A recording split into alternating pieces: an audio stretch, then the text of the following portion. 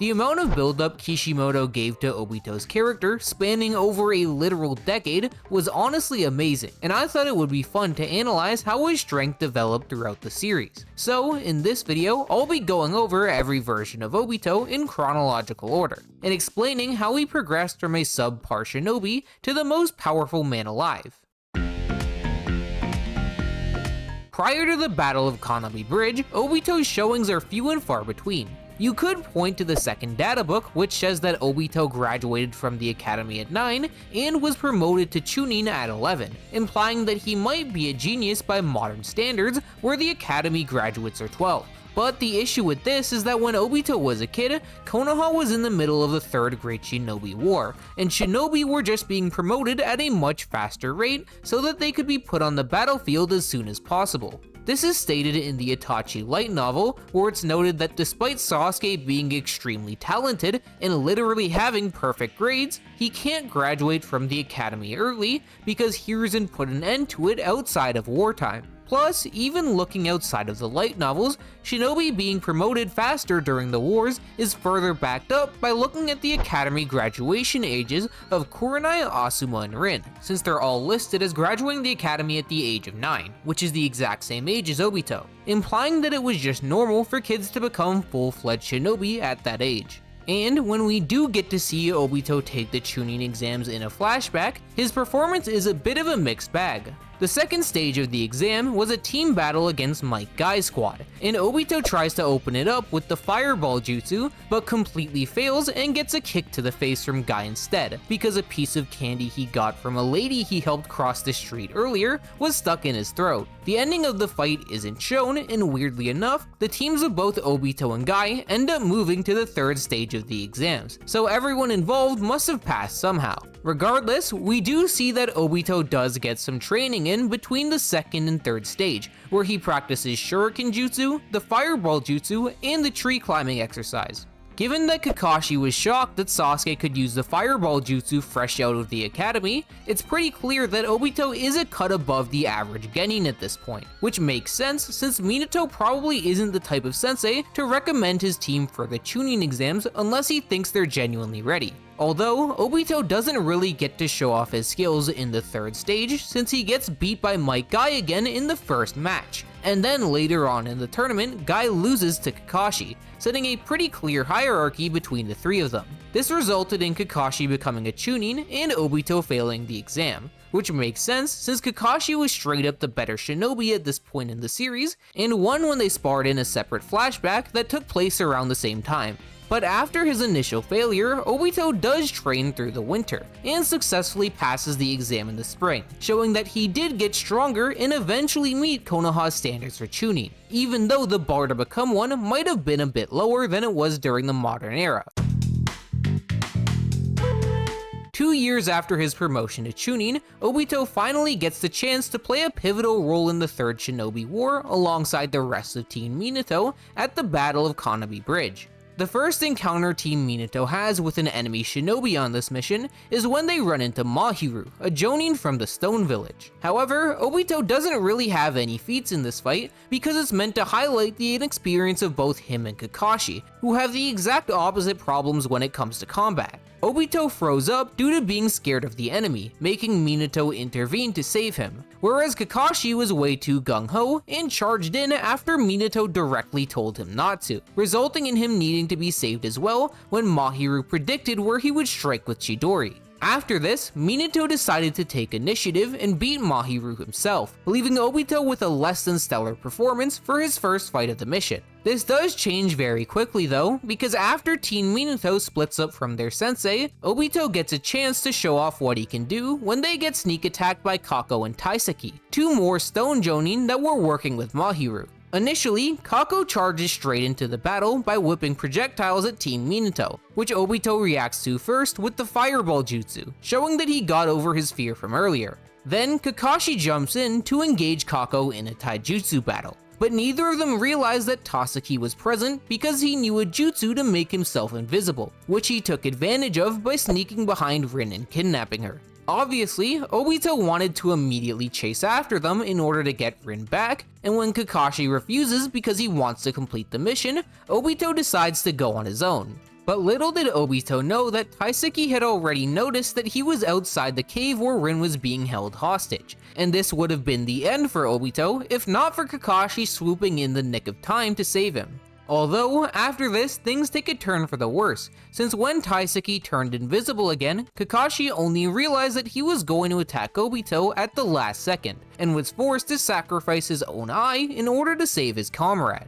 And due to seeing Kakashi get injured, Obito was able to awaken his Sharingan with 2 Tomo right off the bat, which is pretty crazy considering that in the manga specifically, all the other Uchiha who have awakened the Sharingan only had 1 Tomo to start. There's no concrete explanation for why this is the case, but if I had to guess, it would probably be because Obito was fighting specifically to protect Kakashi and Rin, since we also see that Sasuke is able to awaken a second Tomo in his right eye while protecting Naruto from Haku. But that's just speculation on my part. Using his newfound dojutsu, Obito was able to see Kasaki's chakra and take him out with a kunai, since the off-guard Stone Jonin didn't think that he was detectable. Finally, both Obito and Kakashi enter the cave to take on Kako, and despite the fact that the fight involved 2 Jonin, Obito kept up extremely well. He was capable of both blocking and dodging Kako's attacks while keeping pace with Kakashi, and even kept both of Kako's arms in place so that Kakashi could land a clean slash to his shoulder. Given Obito's performance in this fight, it's fair to say that Jonin level doesn't completely outclass him after he awakens his Sharingan, since he is blatantly keeping pace in a fight involving 2 Jonin without major trouble. But whether or not he's as strong as the average Jonin is a little bit contentious. Kakashi is obviously pretty weakened at this point since he lost his eye, making it much harder for him to fight, and Kako is in a 2v1 against both of them, so Obito may not fully scale to the Stone Jonin on his own, even though he can clearly keep up when fighting alongside Kakashi. I'll leave whether or not Obito is actually Jonin level at this point up to you, but either way, this fight clearly shows that he's become significantly stronger than the average shinobi. However, after the battle, Obito and Kakashi made the fatal mistake of rushing to Rin right away, because while they were distracted, Kako got back up and collapsed the cave using Earth Style. While Team Minato were running for their lives, Obito makes a split-second decision to save Kakashi from a falling boulder at the cost of the right half of his body. And in what seemed to be his final moments, Obito left Kakashi's eye before the rest of the cave was destroyed, earning himself a place on the memorial of Konoha's heroes for his sacrifice. But, as I'm sure everyone watching this knows, Obito doesn't die here because he was saved by the ghost of the Uchiha, Madara. And this is the catalyst for how Obito would eventually become the strongest shinobi in the world.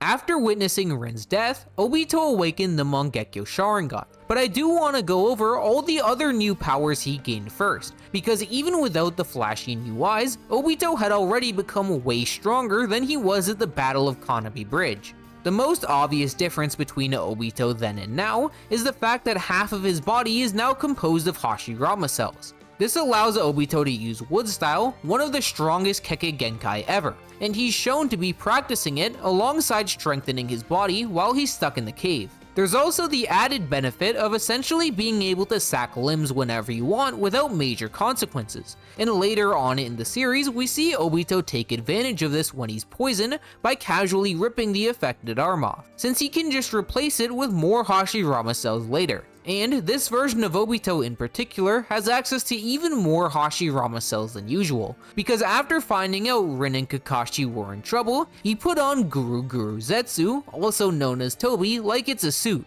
This is particularly crazy since we see that when Guru Guru Zetsu takes over Yamato, he's capable of creating a wood construct that can use all 5 nature transformations and is so strong that it can stalemate Hiruzen. Given that half of Obito's body is entirely composed of Hashirama cells, as opposed to Yamato who only has some of his DNA injected, I think Guru Guru would probably at least be as strong as he was in the war arc if he decided to completely take Obito over. But since Obito was clearly the one in control the whole time, this is all purely hypothetical, and in practice, having Guru Guru likely just serves as extra protection from physical attacks, as well as a boost to his wood style ninjutsu. Although, even Hashirama cells pale in comparison to Obito's Mangekyo, which gives him access to Kamui, one of the most broken abilities in the entire series. In his fight against the Mist Shinobi, Obito did phase using Kamui on multiple occasions, but never actually sent something to his dimension.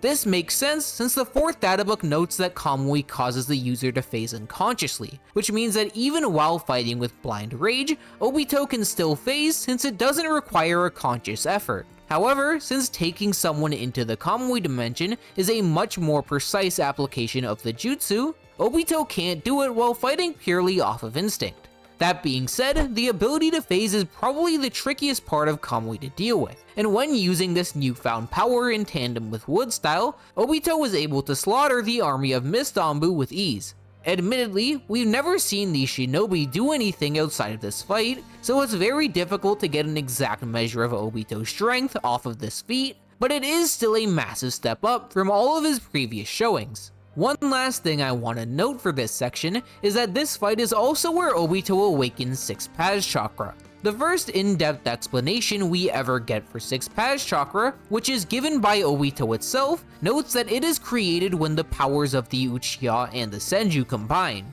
This is particularly important because as an Uchiha who has obtained Hashirama's cells, Teen Obito has fulfilled this requirement, which is shown by the 6 Paz Chakra rods that were sprouting from his body throughout the entire fight with the Mist Anbu. Given that the only other humans who have shown the ability to create these chakra rods possess 6 Paz Chakra, the rods practically confirm that Obito has awakened it as well. This is further supported by the fact that right after this fight, Madara says that he's gonna teach Obito how to use 6 Paz Jutsu, which doesn't really make sense if he doesn't have 6 Paz Chakra, especially since Madara did consider the possibility that Obito would never awaken a Rinnegan, and said that he should be able to control the Geto Mazo anyways due to having Senju cells. So to recap, this version of Obito has gained Hashirama cells, Wood Style, a Zetsu suit, the Mangekyo Sharingan, and 6 Paz Chakra. That's a pretty crazy arsenal upgrade if I've ever seen one. I like to call this time period the Inbetween, as outside of the flashback to the conversation between Obito and Madara I just went over, this happens almost entirely off screen. But despite us not getting to see this part of Obito's growth directly, it's probably the most pivotal time skip in the series for his power. This is because, in Madara's own words, he decided to teach Obito Uchiha Forbidden Jutsu, 6 Paz Jutsu, and Yin Yang release prior to his death. Even though Madara only mentions Uchiha Jutsu that are forbidden in his explanation, I do think he probably taught Obito other kinds of Uchiha ninjutsu as well, since a lot of the clan techniques we see Obito use later prove that his bag is a fair bit deeper. One of these aforementioned techniques is the Uchiha Reflection, which is a technique that uses the gunbai to absorb the opponent's ninjutsu and then fire it back as wind style. We see Obito use this jutsu in the War Arc to absorb the Rasengan of KCM-1 Naruto, and Madara was able to absorb a mini-tailed Beast Bomb from a KCM-2 Shadow clone before destroying it with the Backflash. Keep in mind, it's stated in the 4th databook that the ability to absorb chakra is specifically imbued in the gunbai rather than the user, which means that the effectiveness of the technique shouldn't really vary at all between users. So when Obito first learns to use the gunbai, which is very likely during this time period, he should already be capable of absorbing any ninjutsu with less chakra than a mini-tailed Beast Bomb and launch extremely powerful wind style back. This next Uchiha Jutsu is a little more contentious, but I do think that another technique Madara could have taught to Obito during this time period is the Uchiha Flame Formation. This is a B rank barrier jutsu that could successfully protect the Geto Mazo from B, and even Guy of all people conceded that it's impossible to get past, which forced them to try taking Obito down first. To be fair, Obito is the only listed user of this jutsu in the 4th databook, which means that he could have invented this technique later on instead of learning it from Madara. But I did want to include it here as a possibility since certain characters are sometimes left out of user sections in the guidebooks, such as Minato not being present as a wielder of the Reaper Death Seal in the 2nd databook, despite the fact that Hiruzen explicitly called it the 4th Hokage's jutsu even back in part 1. Because of this, I would say that unless you think Obito is straight up inventing new barrier techniques in his off time, he probably just learned it from Madara during this period, especially since it's named as an Uchiha clan jutsu. Last but not least, the final thing that Madara taught Obito is the Izanagi, which is a forbidden genjutsu that can only be casted when Senju and Uchiha powers are combined to use the creation of all things. This jutsu permanently sacrifices a Sharingan in exchange for immortality that lasts for a set amount of time. The length of time the caster is immortal for does vary depending on who's using it, so it's very hard to say how long Teen Obito can keep the Izanagi going. But given that Danzo, who is the worst known user of creation of all things, was immortal for a full minute per Sharingan, I think it's fair to say that Obito can likely pull off something similar at the very least. Despite Obito learning Izanagi from Madara during this time period, I do think the jutsu is pretty useless to him in most situations, because at this point in Obito's life, the only Sharingan he has access to is his Mangekyo, which is far too powerful to just throw away. Few years after witnessing Rin's death, Obito would take on the entirety of Konoha, including the 4th Hokage as a teenager, and put up one of the most impressive showings in the entire series. Kushina was giving birth in a secret location guarded by 5 Anbu that were all handpicked by Hiruzen, and Obito defeated them without anyone inside noticing something was wrong. Then, by kidnapping Naruto and attaching paper bombs to him as bait, Obito forced Minato to teleport away, successfully separating him from Kushina, who was Obito's real target. After taking her to the outskirts of Konoha, Obito placed the Nine Tails under Genjutsu, and fully unraveled Kushina's seal, which was weakened due to childbirth, freeing the Nine Tails. This is particularly impressive as it's noted in the 3rd data book that no one in the present is capable of controlling the half of the Nine Tails that was sealed inside of Naruto. Which is insane because if you think that Itachi is included in that statement, then a teenage Obito should just have better Genjutsu than it, as crazy as that sounds.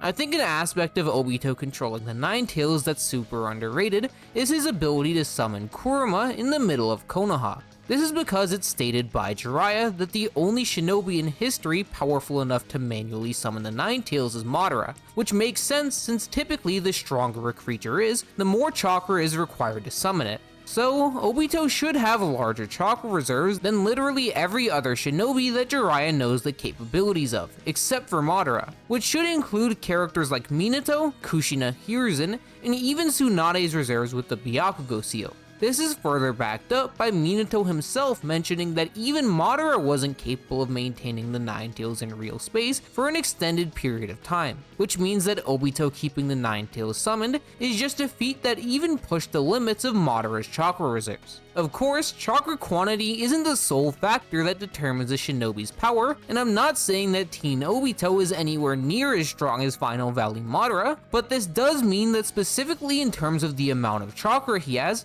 Obito is practically unrivaled until you start getting into characters like Hashirama, who possess so much chakra that he's comparable to the Nine Tails itself. The only possible exception to this is Kisame, since he's noted by Pain to have the most chakra in the Akatsuki, but this is prior to Obito officially joining the organization, which means it probably doesn't include him. And Kisame just has Biju level reserves anyways, so it's not like this contradicts Jiraiya's statement. After Obito sets the Nine Tails loose in Konoha, he confronts Minato himself with the sneak attack. Since Minato is a sensory shinobi, he manages to detect that Obito was behind him and swings his kunai around to stab his head. But Obito successfully uses Kamui to phase through this attack and grab Minato's arm mid-swing. This could imply that without Minato's use of the body flicker or flying Raijin, Obito was relative to him in speed. But to be fair to Minato, you can also equally argue that he just started to halt his attack when he noticed that it clearly didn't land.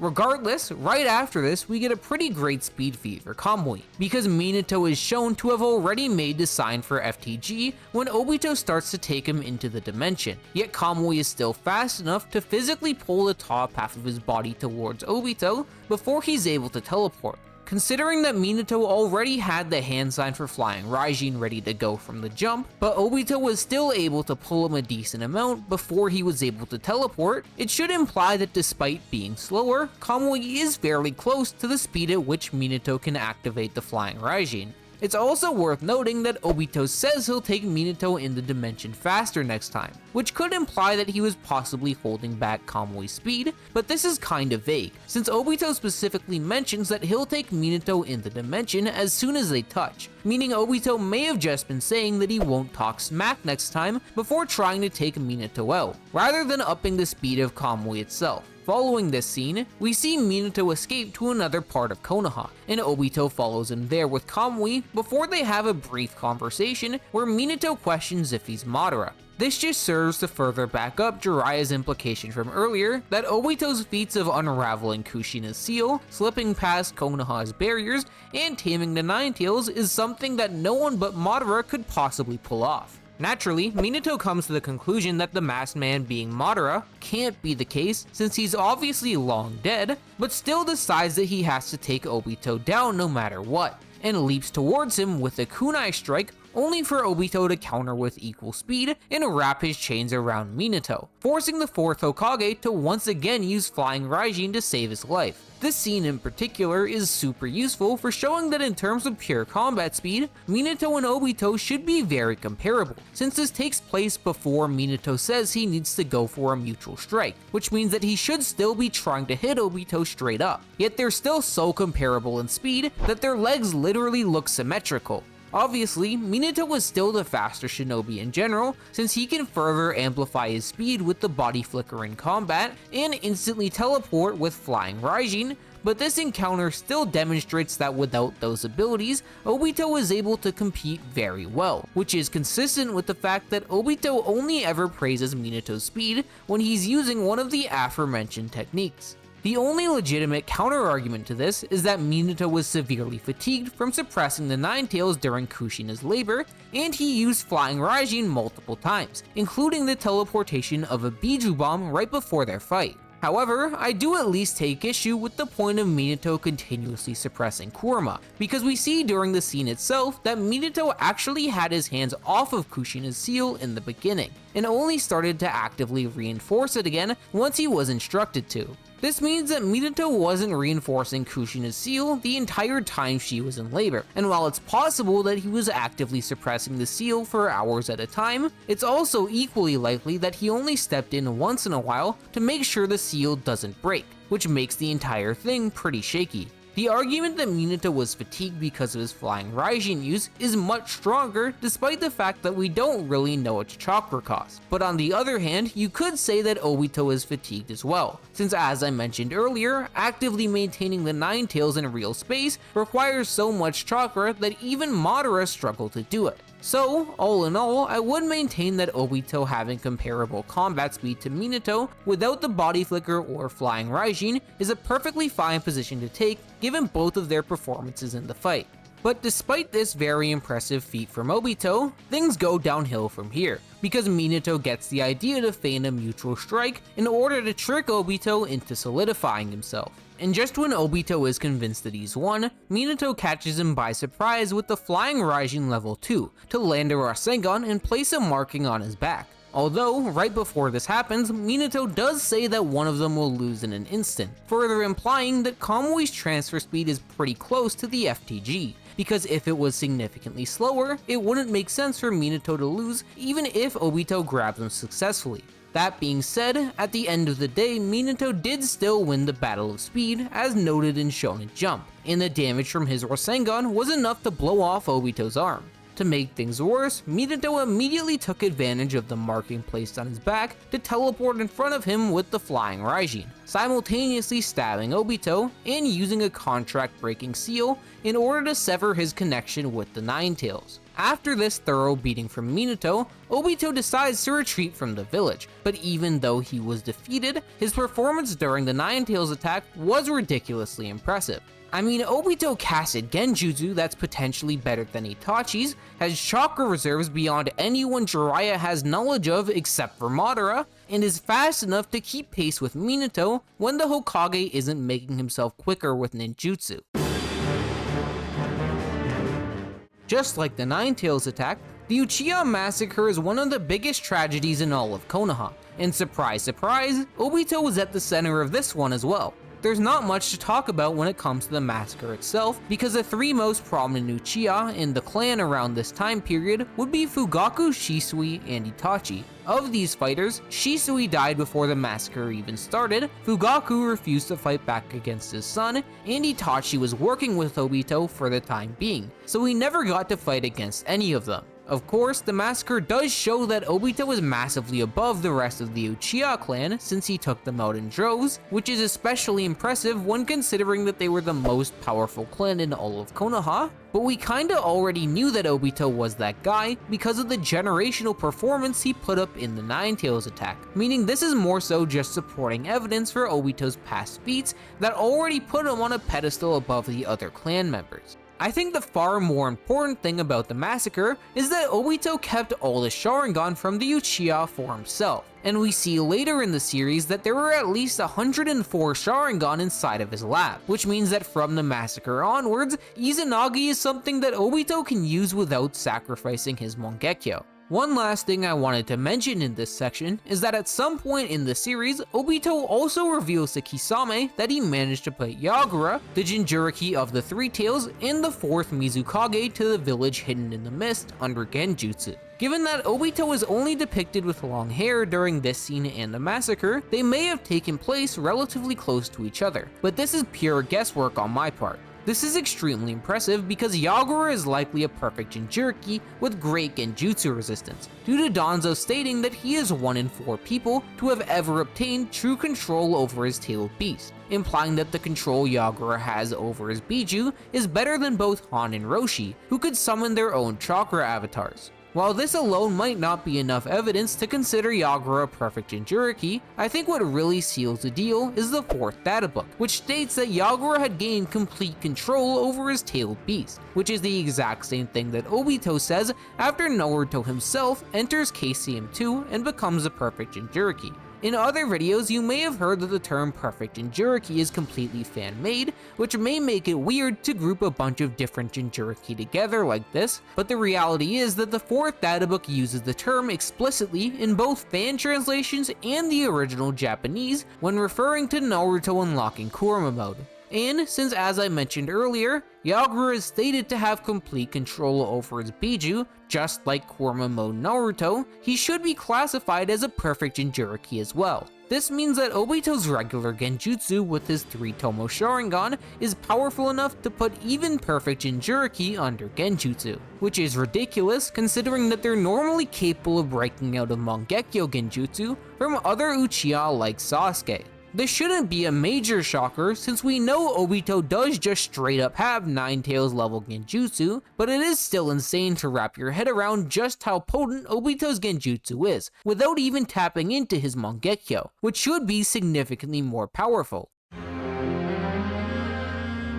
Obito originally joined the Akatsuki under the pseudonym Tobi, where he would always hold back in order to hide his true powers from the rest of the organization. Because of this, when Obito is assigned to capture the Three Tails alongside Deidara, all he really does is run away to distract it, forcing Deidara to take the initiative with explosion style. It is worth noting that Obito is sent flying by one of Deidara's bombs that harm the Three Tails and takes no serious damage, which you could use to argue that he's extremely durable, but I think it's more likely that Obito just phased through the explosion and then pretended to get hit, so he could maintain his goofy persona. After this, the manga refocuses on the Rasen Shuriken training Naruto was doing at the time, and by the time it cuts back to the Three Tails fight, the tailed beast is already incapacitated. Deidara claims that he did the heavy lifting during the battle, which I am inclined to believe given that the small portion of the fight we did see is just Obito messing around and Deidara being the one to actually attack. Obviously, Obito was massively held back here by his need to conceal his true power. But later in the series, Obito actually does have a pretty impressive performance even while maintaining his persona, which is when he is forced to stall the Itachi Pursuit Squad. This squad is composed of both Team 7 and Team 8, with their main goal being to intervene in the fight between Sasuke and Itachi, which is the exact opposite of what Obito wants. so naturally they end up butting heads, and this fight is really just a perfect example of how difficult Kamui is to deal with. From Naruto's shadow clones to Kino's bugs to Kiba's absurdly overconfident attacks, they aren't capable of getting past the wall that is barely trying Obito. After Hinata uses her Byakugan to determine that Obito is straight up vanishing when attacks pass through him, Sakura is able to come to the conclusion that he's phasing through their ninjutsu, but no one there is able to do anything about it. The routine of launching ineffective attacks at Obito just continues until Zetsu finally tells him that the fight between Sasuke and Itachi is over,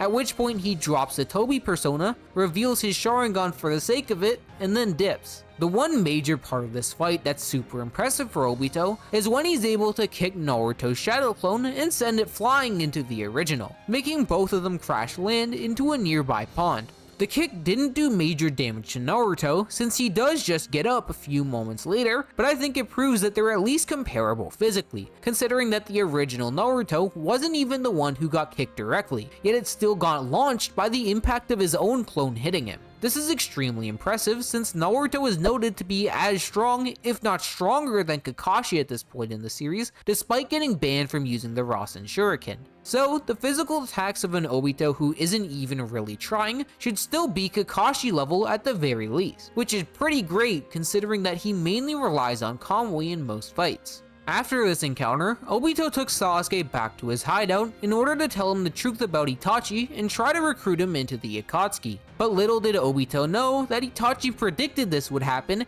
and set a trap in advance by implanting his Amaterasu in Sasuke's eye that releases upon seeing Obito's Sharingan. And even though it seems like Obito is completely cooked when he screams in pain before falling into the shadows, he somehow manages to emerge completely unscathed. There's been a big debate among fans on whether or not Obito used Kamui or Izanagi to survive here, and while I won't get into all of the nuances in this video, what I will say is that Obito surviving Amaterasu is attributed to him transcending space in the third data book, which sounds a lot more like Kamui than Izanagi. Keep in mind, this entire paragraph is also next to 2 panels of Obito using Kamui. So going off of the data book, it seems much more likely that Obito used Kamui to phase through Amaterasu rather than Izanagi. This is further supported by the fact that we see Obito phase through 4 of Konan's paper bombs after they had already landed on his body. So if it's already shown that Obito can use Kamui to phase through attacks even after they've made contact with him,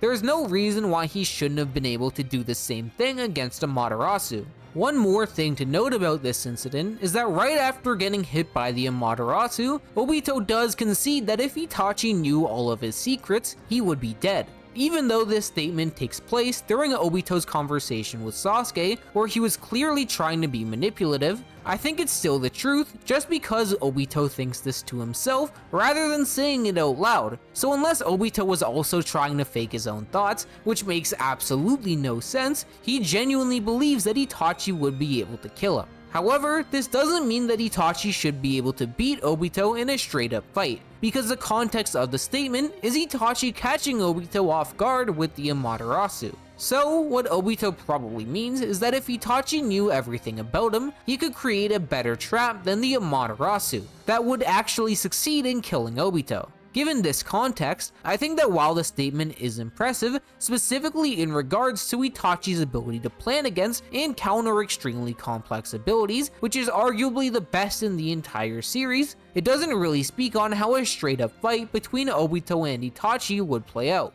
And Obito has another feat worth bringing up shortly after the statement is made, which takes place during Team Taka's negotiations with the Akatsuki. This is because in the middle of the negotiations, Suigetsu tries to attack Kisame with the Executioner's Blade due to wanting Samehada for himself. But before Suigetsu's strike could land, Obito blocks it with his bare arm. Given that Suigetsu is capable of casually snapping B's sword with the Executioner's Blade, which could even damage Kisame, this just further backs up the notion that even in terms of pure physical strength, Obito is one of the sturdier Akatsuki members, even if we rarely get to see it due to Kamui letting him phase through all attacks. This is the last showing we get to see from Obito for a while though, and there isn't really anything to note about him power scaling wise, all the way up until the end of the Pain arc, where Minato talks to Naruto about the Nine Tails attack. Here, Minato says that the masked man saw through every one of his moves, and if Naruto wants a chance to take him down, he needs to master the Nine Tails, which explicitly confirms that Obito is stronger than Sage Mode Naruto at the bare minimum. And you can easily take this statement even further by analyzing what Minato specifically meant when he said that Naruto needs to master the Nine Tails, because Kurama states that Naruto achieving KCM2 is what Minato wanted all along, implying that he had KCM2 in mind when making the statement rather than KCM1.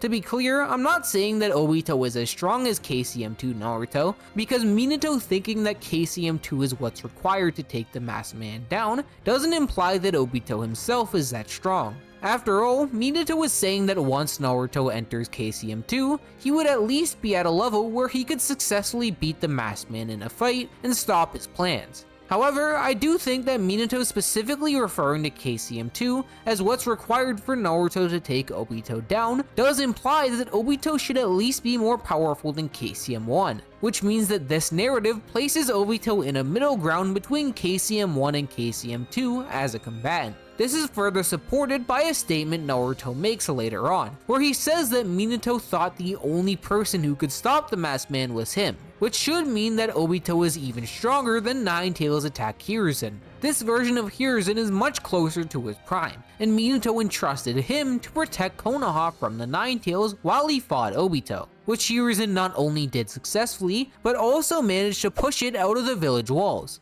Of course, Hiruzen had some help from the other Konoha shinobi, but it should be obvious that these guys only really served as a distraction to the full Nine Tails, and didn't have a major impact in terms of actually pushing it back. Hence why Minato specifically mentioned the third Hokage when thinking about how the village would deal with the Nine Tails while he was gone. So the fact that Hiruzen could restrain the Nine Tails, which is stated to be on the level of base Hashirama's Wood Golem in the 4th data book, yet Minato still doesn't think he could beat Obito, just goes to show how insanely strong he is. And we get to see a glimpse of Obito's power firsthand when he pulls up to the 5 Kage during their own summit without any backup in order to save Sasuke and declare war on the entire world. Most of the scene is just dialogue, but we do get a couple more showings of how broken Kamui is, as Obito is able to enter Onuki's particle style cube to grab Sasuke and then exit it before the jutsu took effect. Then when the Raikage tries to take Obito down, he makes both himself and Sasuke phase once again to avoid the attack.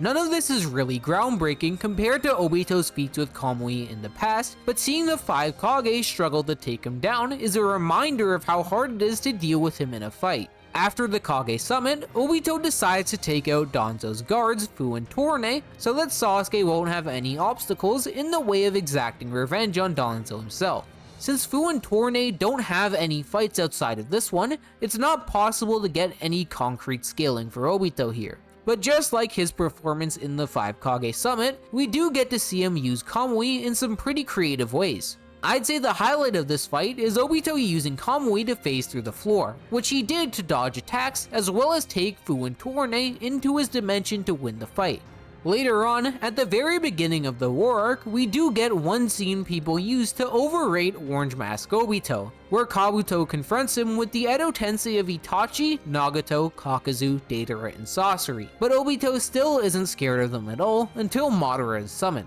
People have argued that Obito should be able to solo the entirety of the Edo Akatsuki at the same time because of this, but personally I think that's completely ridiculous. In the greater narrative, Obito had been relying on Madara's identity in order to rile up the 5 great nations and bait them into the war, because the name Madara Uchiha itself has power. So he was likely just frustrated at the fact that he was exposed as a fraud by summoning the real Madara. As for why Obito wasn't scared prior to this moment, I think he just knew that he could retreat anytime he wants using Kamui to warp away or even phase through the floor, rather than Obito somehow being capable of taking on Kabuto, Nagato, Itachi, and 3 other Akatsuki members at the same time. Ironically, the next battle Obito has after this encounter is an extremely close fight with Konan, a singular member of the Akatsuki, over Nagato's Rinnegan. This fight is a lot closer than it would have been under normal circumstances because Konan had 10 years to prepare in advance, and Obito was underestimating her the whole time, which gave her multiple opportunities to catch him lacking. The first of which is when Konan baited Obito into grabbing her and tried to blow both of them up with paper bombs, but Obito was fast enough to react to the explosion last second and take it into the Kamui dimension, but not before it destroyed one of his arms. To make things even crazier, Konan then reveals that she created 600 billion paper bombs to detonate over 10 minutes, since she knows that Obito can only phase for 5 consecutively. Yet despite this seemingly working perfectly at first, Obito still manages to emerge victorious and stab her in the back. This is because Obito used Izanagi to revive himself and catch Konan off guard, which actually lets us know something vital about Obito's use of the jutsu. Of course, we already knew that Obito had access to the Izanagi, since Madara says that he's gonna teach it to him, but what we didn't know is how long Obito could remain immortal for.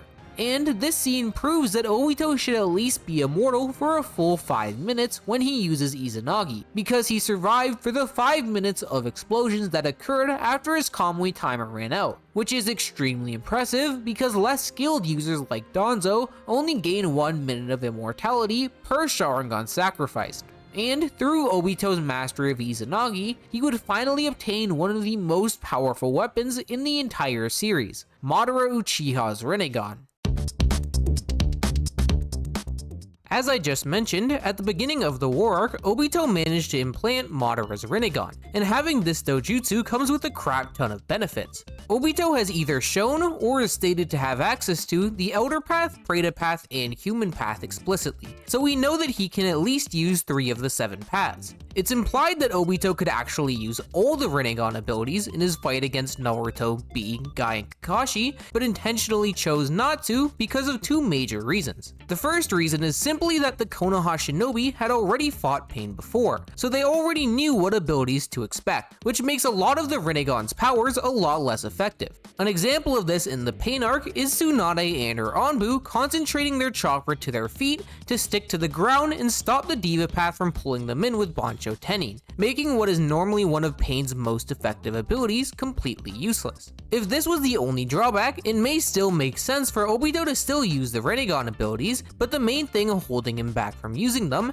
is that Obito revived 6 Jinchuriki with Edo Tensei, resealed the Biju inside of them, and controlled all 6 tailed beasts simultaneously, which costed him a ridiculous amount of chakra. So, since using the Rinnegan abilities requires massive chakra reserves as well, Obito just didn't have enough chakra to actively use all of the paths and control the tailed beasts at the same time. This trade-off is more than worth it though, because using the Jinchuriki, Obito was able to completely overwhelm Naruto and Bee. A big reason for why the Jinchuriki were able to fight against the duo so well is because Obito had direct control over the tailed beasts, and could force them to work with each other in order to become perfect Jinchuriki in practice. This is shown by the fact that all of Obito's Jinchuriki are capable of using partial transformation, which is a feat that was previously exclusive to Bee, with Kisame even noting that Bee transforming a single part of his body makes him deserving of being called the epitome of Jinchuriki. So, these Jinchuriki suddenly being capable of pulling off the exact same thing should mean that they've become perfect Jinchuriki as well, hence why they were able to put Naruto and Bee on the back foot. But just as Naruto was incapacitated and Obito was about to capture him, Guy and Kakashi intervened to save him. This temporarily leveled the playing field for a bit, but Obito took the advantage right back by making the Jinchuriki fully transform, and by the time all of them had turned into their tailed beasts to start charging up Biju bombs, it seemed like the Konoha Shinobi had no way to win, to the point that Guy brought up activating the 8th gate because he couldn't conceive of any other way to beat Obito. You really can't blame Guy for this either, because the only reason they ended up surviving here is due to Naruto awakening KCM2, and even then it was a pretty close fight. Obito makes the Biju create a combined tailed beast bomb, which Naruto counters by aiming his own comparably sized Biju Dama slightly below it, sending both of the attacks flying into the air before they explode. This scene shows that when Obito pulls the power of 5 Biju together,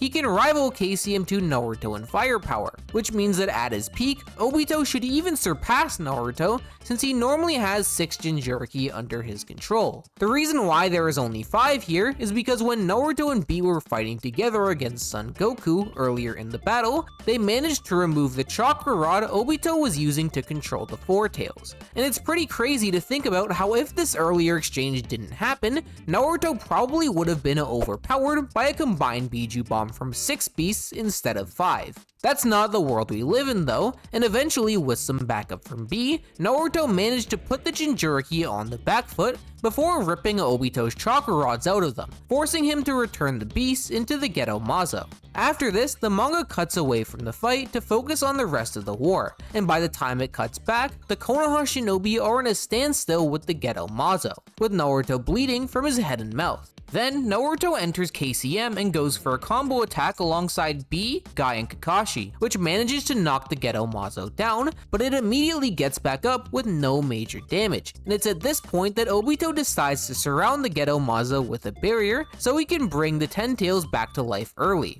And for the first time, the Konoha shinobi get to fight against Obito by himself. Yet even when this is the case, KCM1 Naruto, B, Kakashi, and Guy are all still having an insanely difficult time against him, with Naruto noting that he can't get a single attack in despite fighting alongside 3 of the strongest shinobi in the alliance. Once Kakashi figures out that his Kamui is linked to Obito's phasing, things start to turn around, because he successfully warps a Rasengan from KCM1 Naruto to hit Obito's shoulder while off guard. Weekly Shonen Jump referred to this attack from Kakashi as a life-saving blow, implying that the squad would have died if not for Kakashi figuring out Obito's ability to phase, which makes sense since they were completely incapable of landing a single hit on him prior to this scene. And after finally figuring out how to hit Obito, Naruto decides to enter KCM too, but they still can't gain a definitive edge against him. In fact, using Giant Shuriken from the Kamui dimension, Obito actually manages to slice through multiple Tails from Gyuki,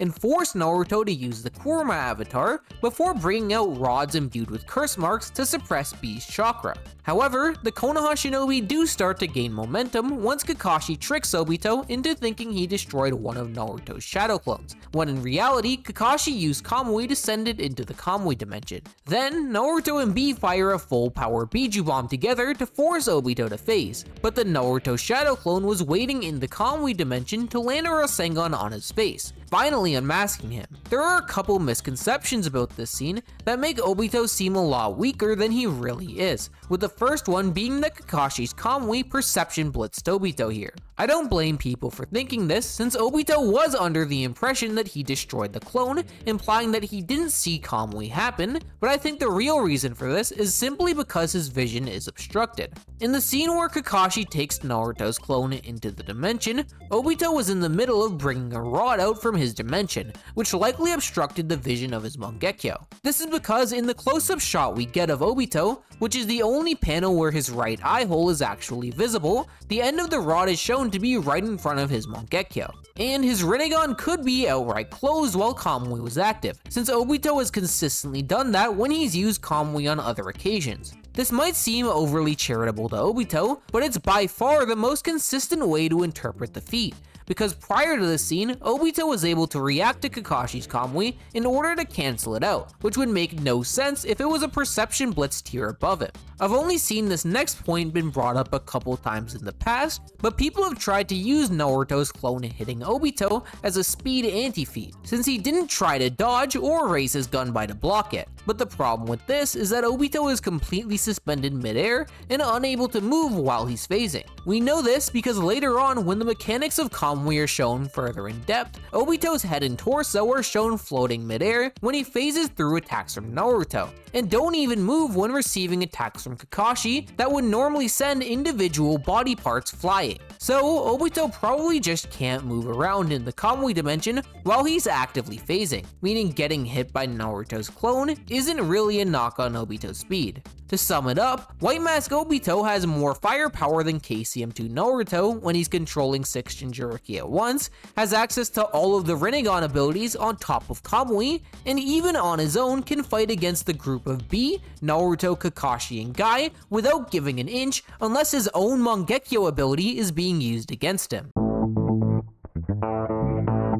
I'm sure you already understand how ridiculously broken Rinnegan Obito is from his prior feats, and his showings don't get any less impressive when he's unmasked. Almost immediately after Obito's mask is destroyed, Madara arrives on the battlefield, and he takes on Naruto, B, and Guy, while Obito starts to beat the crap out of Kakashi. Obviously, Kakashi is massively nerfed here due to finding out that his former dead friend and the inspiration for his entire worldview was actually alive and leading the Akatsuki all along. But there are still a couple noteworthy feats for Obito here. Specifically, I think the most impressive part of this scene for Obito is his ability to combo attack with Madara. We see Obito attack Kakashi and Guy simultaneously with Madara Susanoo, but is stopped by KCM2 Naruto and his Shadow Clone. In response, Obito then attacks simultaneously with Madara Susanoo again, this time targeting Naruto himself, but they're stopped by Raikiri Kakashi and Guy's Hirudora.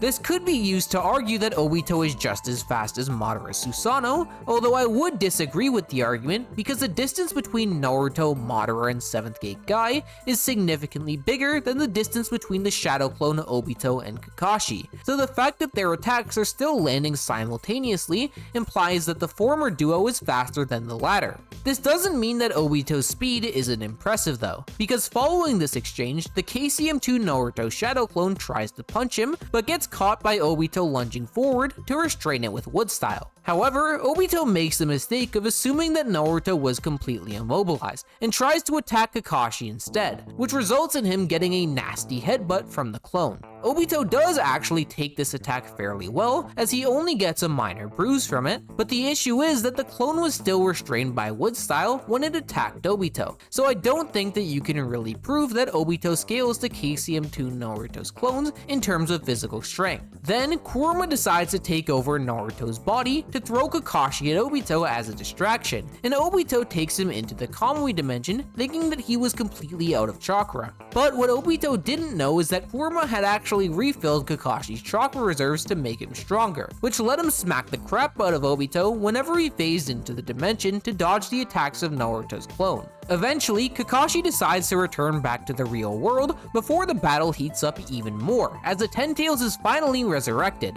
and after struggling against it for a while, Naruto summons the allied shinobi forces in response, which is where Obito really starts to shine. In what is arguably Rinnegan Obito's most impressive feat, he uses a massive fire-style jutsu simultaneously with Madara's majestic Destroyer Flame and a physical attack from the Ten Tails. Obito's fire style being comparable to Madara's is absolutely insane, because Tsunade stated that the 5 Kage have no chance of winning in a fight against Madara without a way to shut down his fire style. Of course, the Kage did have a counter in the form of Mei's water release, but Tsunade's statement still implies that the team of herself, Onoki, A, and Dora would lose to Madara's fire style alone. This means that Obito's fire jutsu being capable of rivaling Madara's should unironically place it in that Kage soloing tier of power, which may sound insane, but given the ridiculous scale of these attacks that are comparable in size to the Ten Tails itself, I think it is genuinely consistent.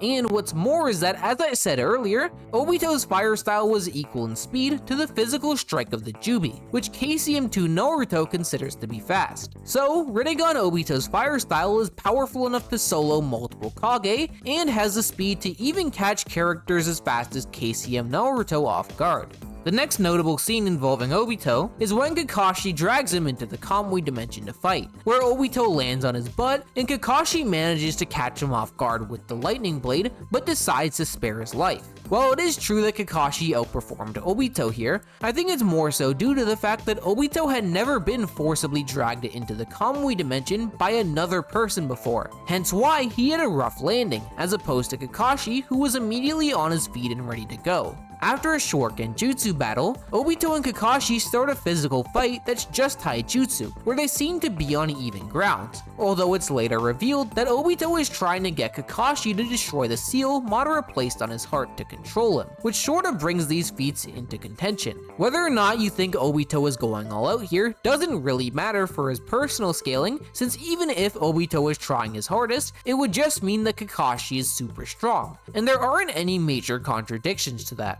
Regardless, I would still maintain that Obito is physically superior to Kakashi overall, since when Kakashi kicked him on his back and charged forward with a speed amplifying lightning blade, Obito was fast enough to get back on his feet and engage with a mutual strike in the time that Kakashi launched his attack. And as Obito exited the Kamui dimension, Madara sprouted multiple 6-Paths rods from his body in an attempt to control him and force him to use the Rinne Rebirth to bring the ghost of the Uchiha back to life. But Obito was strong enough to resist Madara's attempt to seize control with the chakra rods, fooling not only the ghost of the Uchiha, but also the other Hokage into thinking that he was using Rinne Rebirth, when in reality, Obito was casting the jutsu to become the Jinchuriki of the Ten Tails. I honestly don't think it should be too controversial to say that upon absorbing the Ten Tails, Obito had become the strongest shinobi in history at that point in the series. This is because he quite literally comes out the gates swinging by casually shattering Hashirama's deity gates and then destroying a barrier formed by the combined power of the Hokage. Following this, Hashirama's wood clone concedes that Obito was even stronger than himself, and then Tobirama follows it up by stating that even if Hashirama were to absorb his wood clones, he would be no match. This translation may not be entirely accurate though, because fan translators and translation programs both translate the original Japanese to just mean that Hashirama's individual wood clone can't take Obito down, rather than saying that Hashirama's full power wouldn't be enough. If it is the case that fan translations are right, then things could look pretty dicey for Obito, because without Tobirama specifying that they're talking about Hashirama's full power, it's possible that Hashirama's clone was only referring to itself when it says this guy is stronger than me, rather than the original Hashirama, which kind of makes the statement a nothing burger since we already knew that Obito was far stronger than the clones. Regardless, I would still argue that Hashirama's original statement of Obito being stronger than him is in reference to his original rather than the clone, because it is literally in the context of the original Saiyan mode Hashirama getting overpowered twice in a row. And even without taking any statements into account, considering that the only interactions we have to go off of are Hashirama getting his jutsu instantly destroyed by Obito, it makes perfect sense to generally scale Obito over the first Hokage, at least while he's in Edo Tensei. The feat in particular that I think is the most impressive is Obito shattering the flame formation barrier, because that ninjutsu was created by Hashirama, 3 additional Hokage, and half the Nine Tails, yet it still couldn't hold up against Obito. Once you get into a live Hashirama, things get a lot more contentious, as the Edo Tensei are nerfed, but I would argue that Ten Tails Obito was nerfed in their interactions as well. This is because at this point in the series, Obito was in the middle of an internal struggle with the Ten Tails itself that caused him to forget his own identity and essentially become a lot dumber. So, even though I do agree that Hashirama is nerfed by the Edo Tensei, Obito being in the middle of fighting the Ten Tails for control over his own body was affecting his performance as well, considering that a drop in intelligence should have worsened Obito's chakra control and therefore the power of his ninjutsu. Yet despite being nerfed just like Hashirama, Obito was still strong enough to overpower the first Hokage, combined with 3 of his successors and Kurama, which leads me to believe that a full power Obito is probably stronger than a live Hashirama as well. The only argument you can really make in favor of Hashirama is the fact that he's called the strongest shinobi in Data Book 4, which covers the first 691 chapters of the series, and would imply that Hashirama is not only stronger than Obito, but also Ten Tails Madara, 6-Paths Sage Mode Naruto, and Rinnegan Sasuke. In my opinion, despite the statement being in present tense, it's probably just referring to the era where Hashirama was alive, and only includes shinobi who were around back then, as we have just seen numerous instances in previous data books where present tense is used to talk about the past. An example of this is an entire page of Data Book 3 dedicated to talking about the Kazekage rescue arc being spoken about in the present, even though Data Book 3 covers all the way up to the fight between Itachi and Sasuke, and I'll put a few more instances of the present tense conundrum happening in data books on screen right now to really drive the point home. This might seem like a stingy interpretation, but I think the statement is also made a lot less credible by the fact that Kakashi has also been called the strongest Konoha shinobi in Data Book 1, despite him being clearly portrayed as inferior to the Sannin, which includes the Konoha shinobi Jiraiya at this point in the series. So even though being called the strongest shinobi may sound like the end-all be-all, there is quite a bit of nuance to what it really entails, and in Hashirama's case, it absolutely isn't in reference to pure physical strength, given that Madara straight up says that Guy has the strongest taijutsu of anyone he's fought, which would obviously include Hashirama.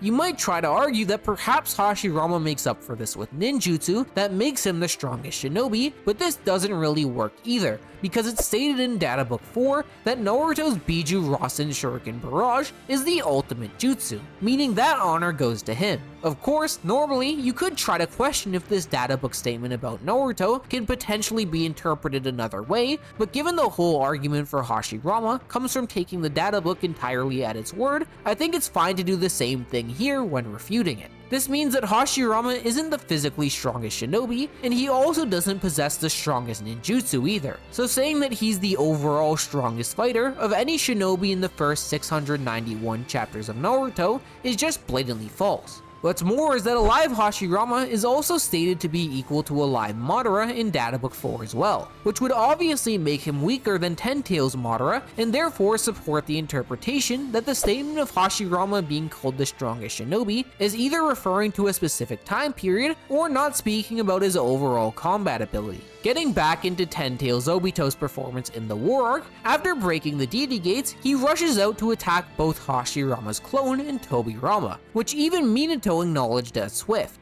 We later learn that Tobirama was fast enough to place a flying Raijin marking on Obito during this encounter, meaning it wasn't a full-on speed blitz, but given that Tobirama still got hit by the attack, it still implied that he wasn't fast enough to move out of the way after tagging Obito. Then, Tobirama decides to whip out his strongest ninjutsu in the form of tandem paper bombs, which despite shattering one of Sage Mode Hashirama's Deity Gates, doesn't even scratch Obito, who's become completely immune to ninjutsu due to being the Ten Tails Jinchuriki. After this, Obito immediately obliterates Hiruzen with his truth-seeking orbs, and probably would have been able to do the same thing to everyone else there, if not for the fact that he lost even more control over the Ten Tails, causing him to turn fat and drop to the ground like a rock. This doesn't stop Obito from going on the offensive though, because he stretches his torso and legs an ungodly amount to put a hole in Sasuke's Susanoo with the truth-seeking orb, and kicks Minato away at the same time. As if this wasn't disrespectful enough, Obito then proceeds to stretch through Sasuke's Susanoo to grab both him and Naruto by the face, in order to impale them with truth-seeking orbs, yet is stopped by a last-second flying Raijin save from Minato.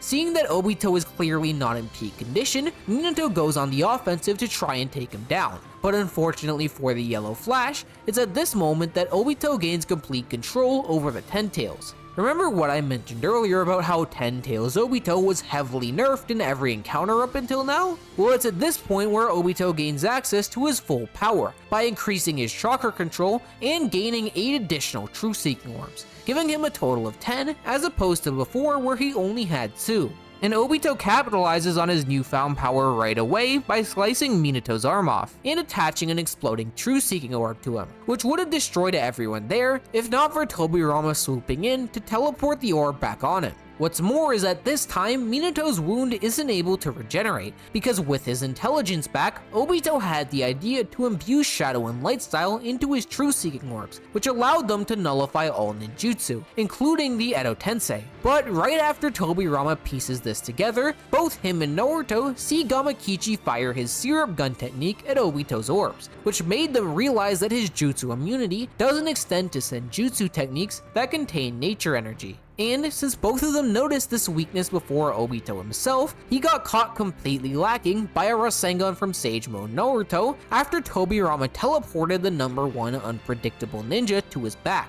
This attack launched Obito into the ground and caused him to bleed profusely, but I don't think that it can really be used as an anti-feat because he was caught completely off guard. Not only was Obito completely unaware that he was vulnerable to senjutsu, but he also had no idea that he couldn't phase with Kamui due to the Ten Tails' massive chakra, meaning Obito thought that the Rasengan would completely miss him, and even if it somehow managed to hit, it would do no damage. But after Obito realizes his weakness, he finally locks in and creates 4 Ten Tails Biju bombs, before forming a barrier around the Shinobi Alliance even more powerful than the Hokage's Flame Formation barrier, so that the entire army would be trapped inside and caught in the blast. This attack was so fearsome that it made Hashirama suggest a temporary alliance with Madara, despite them being in the middle of a kaiju fight, because he knew that Obito would blow both of them up. However, Madara refuses, not because his Susanoo is strong enough to take the attack, but because he knew both himself and Hashirama would regenerate from the Biju bombs blowing them up. Of course, Minato and Naruto were able to save the alliance by teleporting them outside, but Hashirama and Madara were caught in the explosion, with their avatars seemingly having been completely blown up. This is consistent with Madara implying that they would have to take advantage of the Edo Tensei regeneration to survive, despite being shielded by his perfect Susanoo. And also further proves that Obito was superior to those two, as the explosion didn't even crack his shield.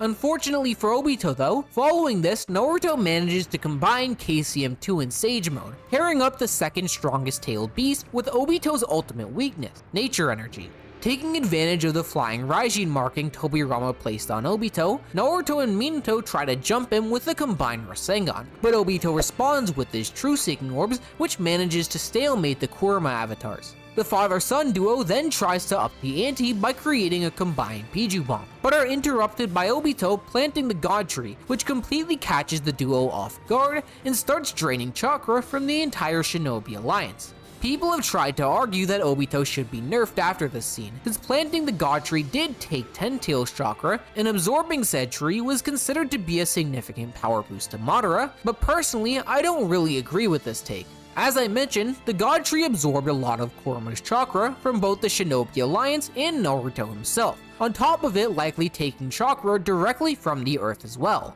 All of which could be the main reason why it gave Madara such a boost rather than the chakra Obito personally lost. Of course, Obito did technically have to lose some 10 Tails chakra to plant the tree, in the same way that Naruto uses up chakra every time he activates a ninjutsu, but the amount just isn't quantifiable, which makes the argument that he's nerfed very shaky. Then, Naruto absorbs the remainder of Minato's 9 Tails chakra, and Sasuke receives nature energy from Jugo's curse mark, so that they can team up to take Obito down. But even this duo struggles to even scratch Obito, with them only being capable of somewhat reacting to his speed for a very short period of time, before their avatars get caught and pile-drived into the ground. It's only after Naruto and Sasuke combine their power to form the majestic attire Susanoo, and Obito begins to regret his actions, that they manage to win a clash against him by shattering the Sword of Nunaboko. Keep in mind, this sword is described by Obito as a sword in which the strength of one's emotions dwells, a sword of the soul, which implies that as Obito's resolve weakened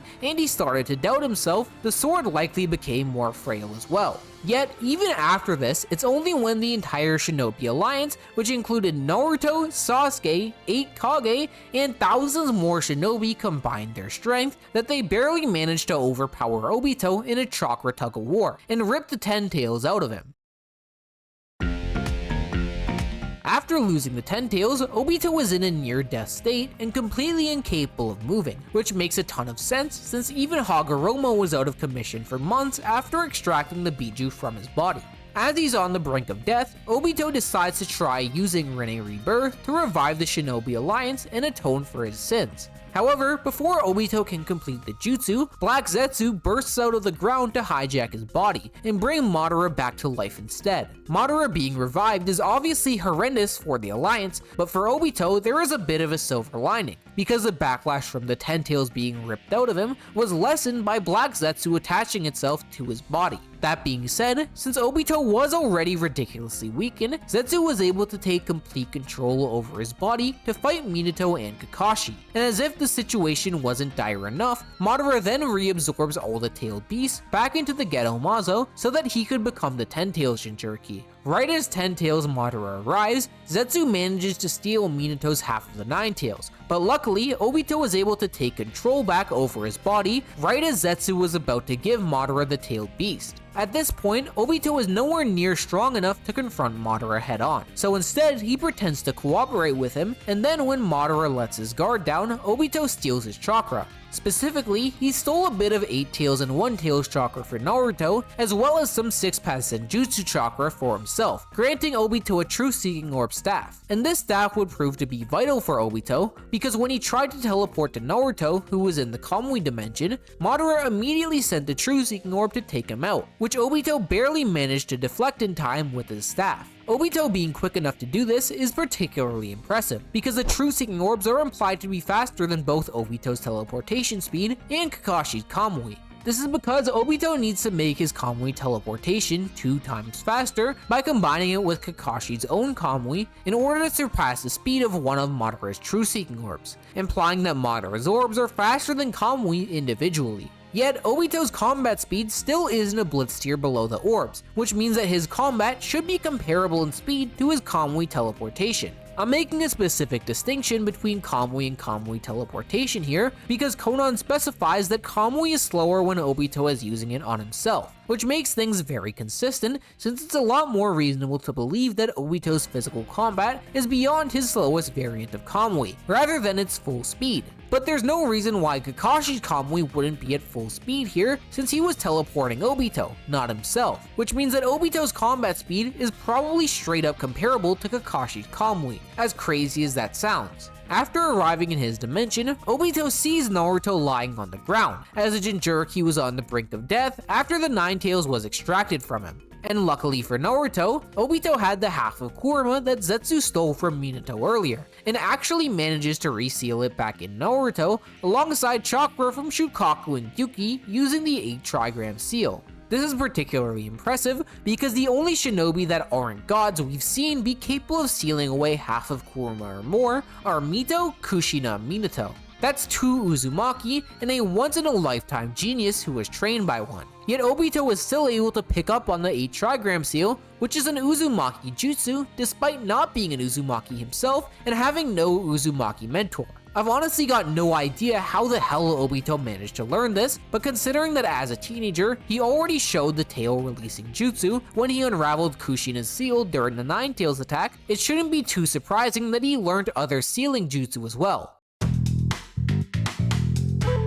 After Madara broke into the Kamui dimension by stealing Kakashi's Sharingan, he took back the Rinnegan that was originally his, which resulted in Obito finally gaining access to both of his Mangekyo Sharingan. A lot of people try to immediately scale DMS Obito to DMS Kakashi, and I can't blame them for thinking that this should be the case given that they both have the same dojutsu and 6 Paz powers, but personally I disagree with this logic. This is because the version of DMS Obito we see in the story isn't at full health, since he should still be suffering from the effects of having the 10 tails ripped out of his body. As I said earlier, the after effects of extracting the 10 tails lasted months for Hagoromo, and even though Zetsu and Naruto did work overtime to help Obito be able to move again, it's still impossible to prove that his body should be fully healed given that he woke up groaning in pain and clutching his right eye with scuffs all over his body. So, I think you could say that a hypothetical healthy DMS Obito should be capable of performing fairly similarly to Kakashi. But in terms of the Obito we see in the actual story, there isn't enough evidence for me to argue that this is the case. But this doesn't mean that DMS Obito is weak, as he is still one of the strongest versions of the character on his Kamui speed alone. Remember the scene I mentioned earlier of Obito and Kakashi combining their Kamui to teleport him at 2 times the speed? Well, with both of his Mangekyo, Obito can just do that on his own now, and using this technique, he successfully managed to open his own portal through one of Kaguya's despite the fact that 6 Paz Sage Mode Naruto's flight speed wasn't fast enough to get to Kaguya's portal before it closed. Now there is a bit of nuance to this, since even though Obito initially opens up his own portal before Naruto reaches Kaguya, he doesn't finish teleporting until after Naruto arrives at her former location. So even though the opening of the Kamui portal was faster than Naruto's flight, it didn't actually warp anything at this speed, which means that it was still slower in a sense. However, on the other hand, it is worth taking into account Obito's self-teleportation is Kamui at its slowest, so you could argue that if he's warping an object or his opponent instead, the speed of his double Kamui may surpass Naruto's flight speed. Regardless, as the fight with Kaguya progressed, the Otsutsuki eventually got the upper hand when she dragged them into the gravity dimension, and used her all-killing Ash Bones to finish off Naruto and Sasuke once and for all. And as one last good deed to atone for his sins, Obito would use Kamui one last time to protect Kakashi instead of himself, before jumping in the way of her attack to make the ultimate sacrifice to save Naruto. Obito's life has had more twists and turns than any other shinobi can claim, and at a certain point, he had strayed so far off the right path that it seemed like there was no coming back. But through the persistence of people who pushed him to be better, the Uchiha still managed to believe in hope once more, and died with a will of fire worthy of the boy who once dreamed to become Hokage.